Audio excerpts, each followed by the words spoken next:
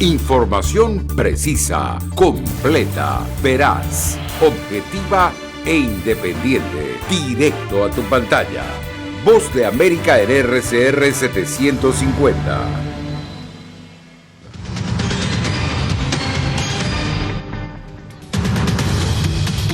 Suspenden operaciones de rescate por temor a un nuevo derrumbe del edificio en Surfside, Miami. El presidente y la primera dama llegan a la zona del desastre. Además, gerente de finanzas de la empresa de Donald Trump se entrega a las autoridades por presuntos delitos fiscales. Y en nuestro informe especial, hemos detenido 131,000 personas. Autoridades no dan abasto con la llegada de migrantes a Del Río, Texas.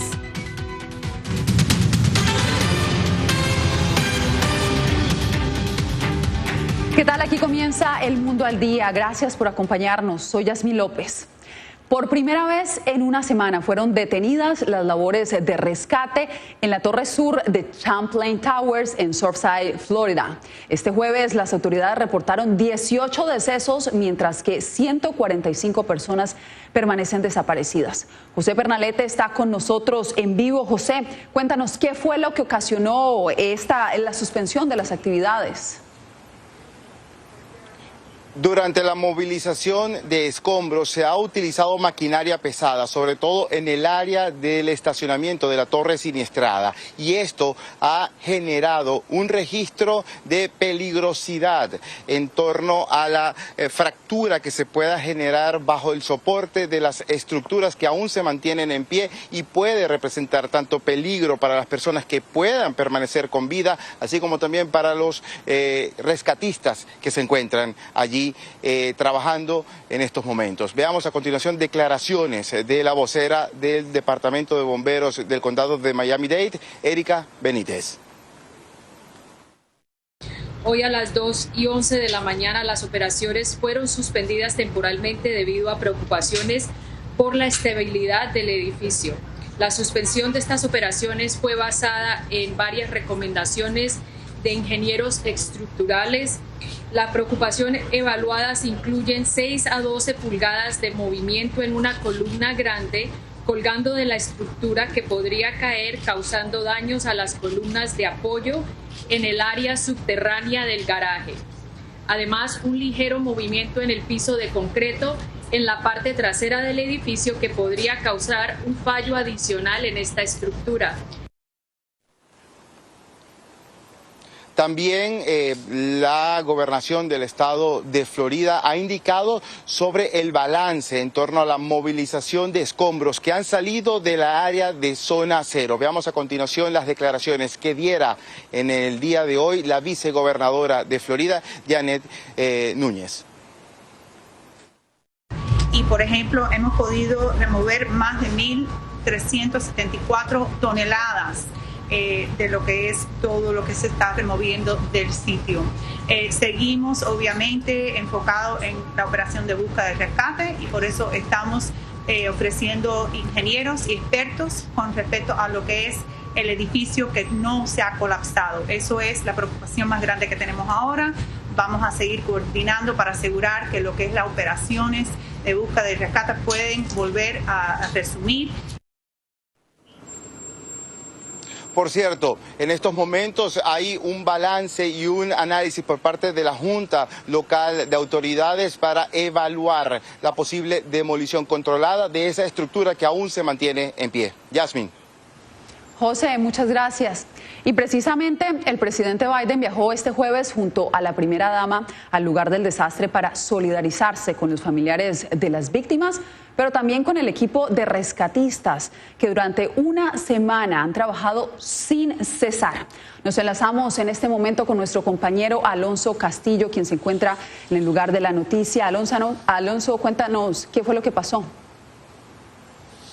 Buenas tardes. Un mensaje de respaldo, de consuelo y de unión fue el que trajo el presidente de Estados Unidos, Joe Biden, junto a la primera dama Jill Biden, después de que hoy se cumplen 8 días de que la vida de cientos de personas cambiara para siempre.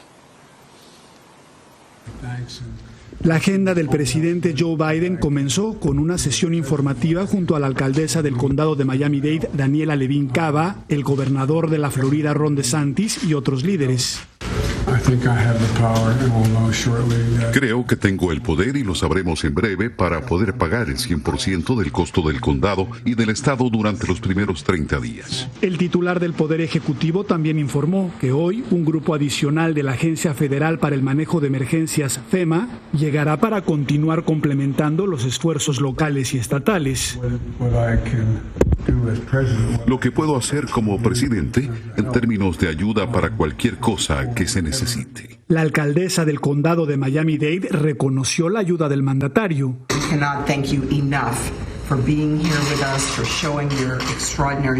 No podemos agradecerle lo suficiente por estar aquí con nosotros, por mostrarnos su extraordinario apoyo desde el primer día.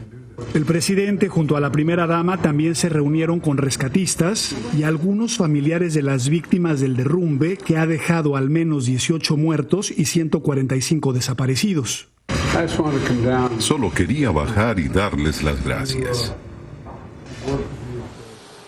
El presidente calificó de admirable el trabajo que han realizado los rescatistas, las policías y todas las autoridades que se han involucrado en este proceso de búsqueda y rescate en la que las personas, las familiares se encuentran en este momento desesperados por recibir alguna noticia en este suceso que ha marcado un antes y un después en la comunidad de Surfside, aquí en Florida. Por mi parte es todo. Yo soy Alonso Castillo. Ahora regreso con ustedes al estudio. Buenas tardes. Buenas tardes, Alonso. Gracias por el reporte. De 15 cargos por presunto fraude fiscal acusaron los fiscales de Nueva York este jueves a la organización Trump. Laura Sepúlveda, quien está en la Corte Criminal de Nueva York, nos tiene más detalles de esta investigación. Laura, ¿en qué consisten los cargos y qué ha dicho la organización Trump?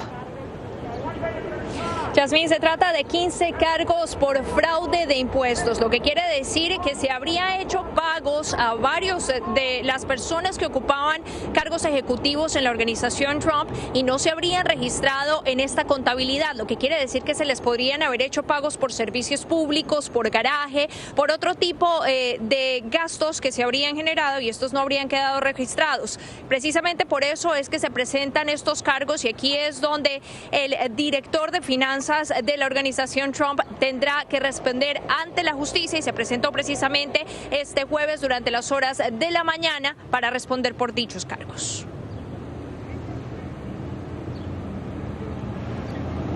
Laura, y precisamente en las imágenes podíamos observar cómo el director financiero entró esposado inicialmente a la corte y horas después queda en libertad. ¿A qué se debe este procedimiento? Bueno, pues esto se debe a que se presentaron cargos en su contra. Él vino a presentarse ante las autoridades, automáticamente queda en custodia hasta que él se presenta ante el juez. Allí decide negar responsabilidad frente a los cargos y el juez decide concederle la libertad mientras se avanza en la investigación pertinente. Ante esto hay que aclarar que él ha entregado su pasaporte como garantía de que no va a salir del país mientras avanzan dichas investigaciones que podrían darle incluso más de 100 años en prisión en caso de que no decidiera cooperar con las autoridades. Laura, muchas gracias por el reporte. Y la pandemia del COVID-19 debilitó los esfuerzos en la lucha contra la trata de personas. El informe anual del Departamento de Estado sobre el tráfico humano denuncia que Cuba, Nicaragua y Venezuela no se esfuerzan lo suficiente para combatir el flagelo. Jaime Moreno nos tiene más detalles de esta información. Jaime, ¿qué es lo más relevante de este informe este año? Hola Yasmín, lo más relevante de este informe que destaca el secretario de Estado es que la pandemia redujo los esfuerzos que se venían haciendo para controlar el tráfico humano, para controlar también todo tipo de explotación moderna que se da en el mundo entero. Eso es un informe de 189 páginas y estas son las principales conclusiones. El informe anual del Departamento de Estado asegura que la pandemia del COVID-19 provocó un aumento en la cantidad de gente expuesta a la trata de personas y también la interrupción de programas de diversas organizaciones en el mundo para atender a las víctimas debido a que tuvieron recortes en los presupuestos. En muchos lugares, mientras los gobiernos reorientan recursos para tratar de controlar la pandemia y lidiar con los efectos secundarios, los traficantes de personas ven la oportunidad de aumentar sus operaciones. Personas empujadas por las circunstancias económicas de la pandemia se volvieron más vulnerables a la explotación. El reporte del Departamento de Estado asegura que países como Venezuela, Nicaragua y Cuba no están haciendo esfuerzos suficientes para prevenir la trata de personas. El reporte del Departamento de Estado alerta de un incremento drástico en la explotación sexual en línea debido a la alta exposición de los menores a la enseñanza virtual sin la debida supervisión de un adulto. La pandemia tiene un impacto real en esta pelea. Es otra razón por la cual es tan importante parar la pandemia tan rápido como podamos y ayudar a las comunidades alrededor del mundo. El informe del Departamento de Estado también llama la atención sobre aquellos países que no solo no contribuyen a reducir el tráfico de personas, sino que lo patrocinan. En la lista aparecen Cuba, China, Corea del Norte, Siria, Afganistán y otros 6 países. Debido a la crisis del COVID, el reporte menciona una encuesta de ONU Mujeres. Durante la pandemia, el 70% de las mujeres víctimas de explotación están otra vez atravesando dificultades económicas y sociales, lo que las pone en riesgo de ser revictimizadas. En el caso de Latinoamérica, de 988 casos que fueron judicializados, 588 terminaron en condenas por tráfico de personas en el año 2020. Yasmín, sigue usted con más información en el estudio. Jaime, muchas gracias por el reporte. Un súbito aumento en el número de cruces irregulares por la frontera sur tomó por sorpresa un pequeño pueblo de Texas. Autoridades federales y locales reconocen que no estaban preparados para enfrentar el gran desafío. Arnaldo Rojas nos informa. Llegan por cientos y su arribo irregular a través del Río Grande que divide a Estados Unidos de México abruma a las autoridades en Del Río. De lo que va del año fiscal, hemos detenido 131,000 personas. En comparación del año pasado, solamente tuvimos 22,000. El incremento de casi 500% tomó por sorpresa a las autoridades migratorias, que en promedio realizan 1,000 detenciones diarias. Aquí falta personal y espacio para procesarlos a todos, reconoce el jefe de la estación de Del Río de la patrulla fronteriza. Llegamos al límite cuando recibí la llamada de que iban a liberar a 300 inmigrantes en una noche. Ese fue el punto de ruptura. Asegura que la municipalidad no tiene los recursos para acoger a los recién llegados, que son liberados luego de ser procesados para que continúen el trámite de su petición de asilo. La mayoría de los que quedan en libertad compiten por un espacio en los únicos 2 autobuses que salen de aquí a diario. Mientras tanto, algunos en el pueblo atribuyen al flujo de migrantes un supuesto aumento en la inseguridad. Allí abajo están recogiendo a gente que quieren que las atrapen.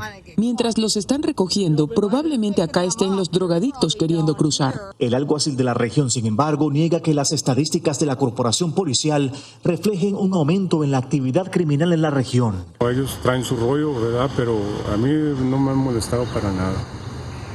Ni me molesta que me pasen. Arnaldo Rojas, Voz de América, Del Río, Texas.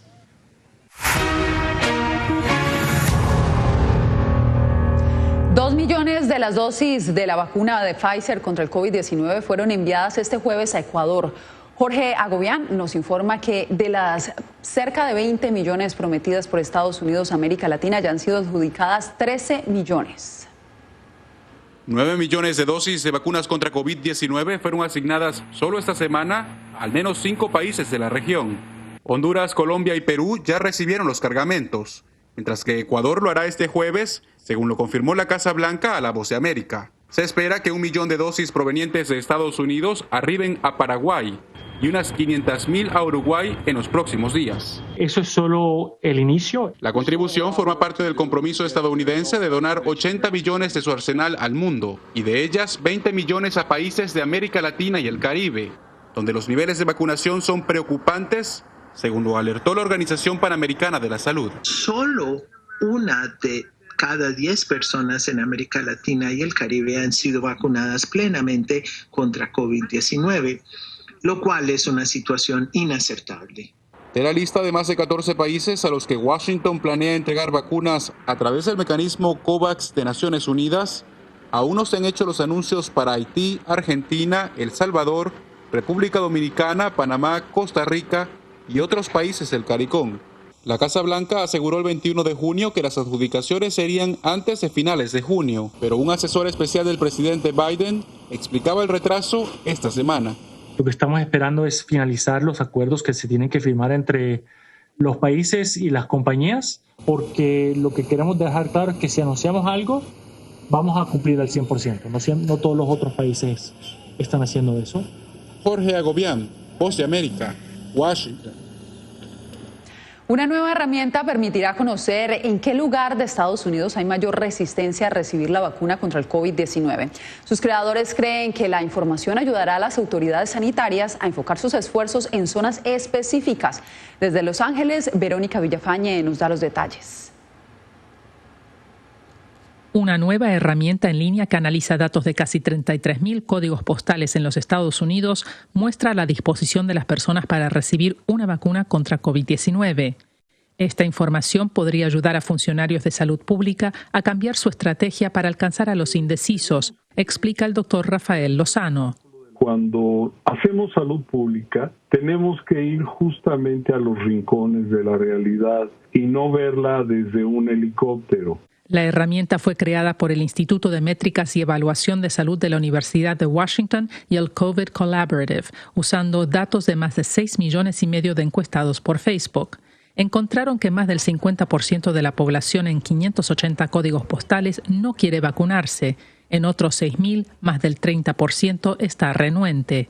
Hay un poco más de resistencia en estados como Montana, como North Dakota, y algunos estados en el centro del país. También identificaron grandes diferencias. En un código postal de Colorado, el 2% de los habitantes no quiere vacunarse, pero en la zona vecina la cifra es del 98%. La información granular permite ajustar el enfoque. Para las autoridades, ahí tienen un foco rojo que atender.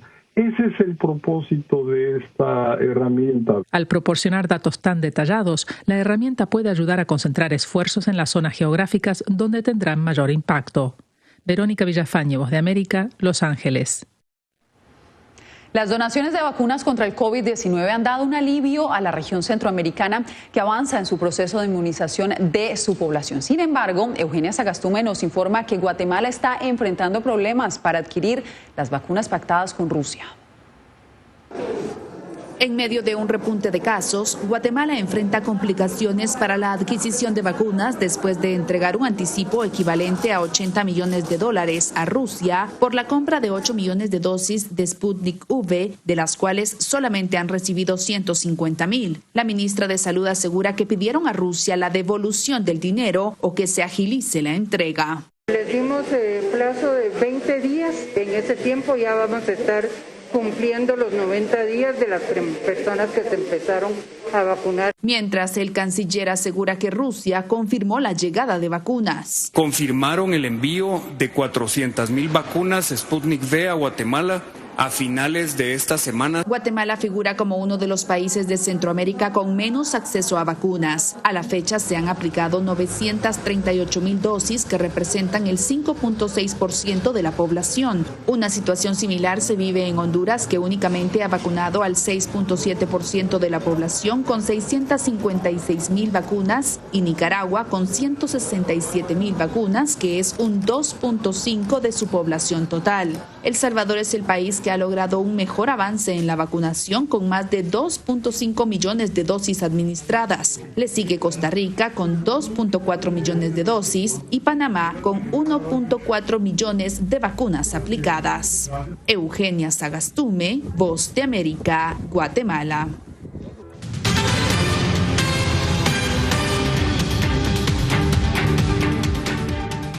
Preocupada se manifestó la Relatoría Especial para la Libertad de Expresión de la Comisión Interamericana de Derechos Humanos después de que la vicepresidenta de Nicaragua calificara a los periodistas como terroristas de la comunicación. Nuestro corresponsal Donaldo Hernández nos dice que hay temor de un apagón informativo. Lucía Pineda Ubao, una de las periodistas con mayor trayectoria en Nicaragua, cuenta a La Voz de América que desde la guerra civil en la década de 1980 jamás había visto tantas agresiones a la libertad de prensa. en tiempos de paz. Obviamente no ha habido pues un precedente como este de intensa persecución para silenciar a la prensa independiente, confiscación de medios de comunicación.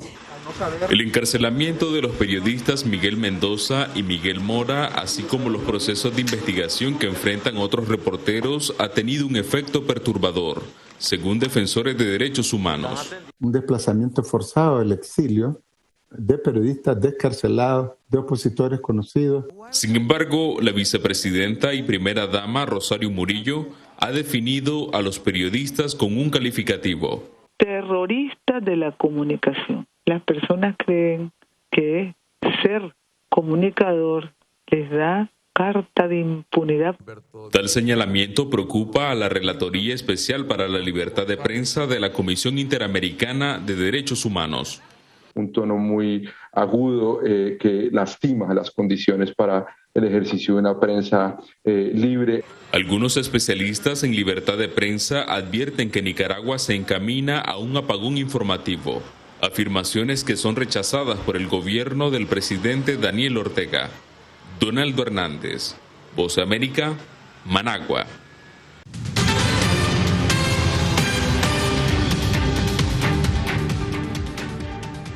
Al menos 80 decesos en los estados de Oregon y Washington y 480 en la Columbia Británica de Canadá podrían estar vinculados a la brutal ola de calor que agobia al noreste del continente americano. Esta región usualmente disfruta de temperaturas templadas, pero hace días padece de temperaturas superiores a los 45 grados centígrados. Y en medio de la ola de calor, las autoridades en varias ciudades de Estados Unidos están modificando la tradicional celebración de la independencia del 4 de julio. Como nos dice Adriana Arévalo, el uso de fuegos artificiales y otras restricciones han sido impuestas en buena parte de la costa del Océano Pacífico. Con temperaturas superiores a los 40 grados centígrados y en condiciones críticas de sequía, varios estados del occidente de Estados Unidos tendrán que celebrar el 4 de julio con estrictas restricciones, sin fuegos artificiales en áreas públicas y sin asadores de carbón o leña, entre otras. Los fuegos artificiales no están permitidos en los terrenos de BLM en el sur de Nevada y en realidad hay una orden de prevención de incendios en todo el estado emitida por la Oficina de Administración de Tierras que cubre todo el estado y entró en vigencia el viernes 25 de junio pasado y estará vigente hasta el 21 de octubre. De acuerdo con reportes de la agencia AP, varias ciudades de Colorado y Arizona cancelaron los espectáculos municipales de juegos pirotécnicos planeados para el Día de la Independencia. Ciudades de California, Utah, Nuevo México y Nevada prohibieron la venta de la mayoría de fuegos artificiales para uso personal y pidieron a la ciudadanía comprar estos artefactos solamente en casetas oficiales. El otro tipo de fuegos artificiales que llamamos fuegos artificiales ilegales son los que se disparan al aire, arrojan chispas y explotan en el suelo. No tienes control sobre esos fuegos artificiales y esos son los que inician la mayoría de los incendios porque simplemente van a donde quieren. Las autoridades piden también que el 4 de julio no se llame a las líneas 911 o 311 para reportar incidentes menores, porque estas líneas deben estar habilitadas básicamente para incendios o situaciones de emergencia que requieran atención urgente. Adriana Arévalo, Voz de América, Las Vegas. Y una masiva celebración del Día de la Independencia se anticipa en Estados Unidos. Se espera que casi 48 millones de estadounidenses se desplacen por cielo y tierra a lo largo del país durante los próximos 5 días para encontrarse con familiares y amigos este 4 de julio. El volumen de viajes estaría retornando a niveles casi prepandémicos, lo que ya está generando un alza en los precios del combustible. Así nos despedimos por hoy. Nos vemos mañana con más información.